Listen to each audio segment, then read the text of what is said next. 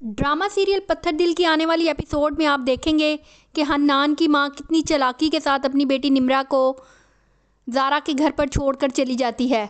अपनी बहन की फौतगी का बहाना करती है और उसकी सास से कहती है, हन्नान की सास से, कि मेरी बेटी को चंद दिनों के लिए अपने घर पर रख लें। वो अभी मानती भी नहीं है, लेकिन ज़बरदस्ती उसे वहाँ छोड़कर चली जाती है।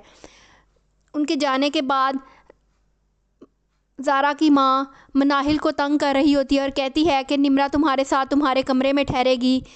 मनाहिल इस बात पर किसी तौर पर तैयार नहीं हो रही होती। वो कहती है कि फूफो, मैंने आपसे एक बार कह दिया ना कि मैं उसे अपने साथ नहीं रखूँगी, अपने कमरे में तो नहीं रखूँगी। ना ही मेरी उससे कोई दोस्ती है, ना ही मैं उसे जानती हूँ, मुझे नहीं पता।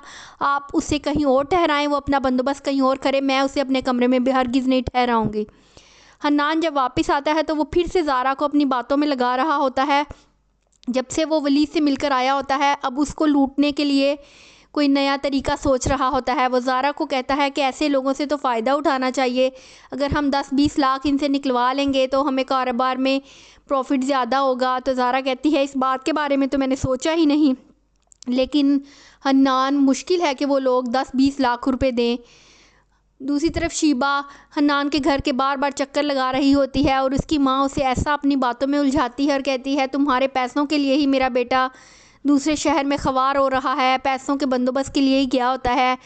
वो इतनी चालाकी के साथ शीबा को अपनी बातों में लगाती हैं कि उसका दिल नरम हो जाता है। वो कहती है, आंटी आप उसे वापस बुला लें, मैं आपसे बार बार तकाजा नहीं करूँगी, उसे कहें पैसों के बारे में बाद में देखा जाएगा।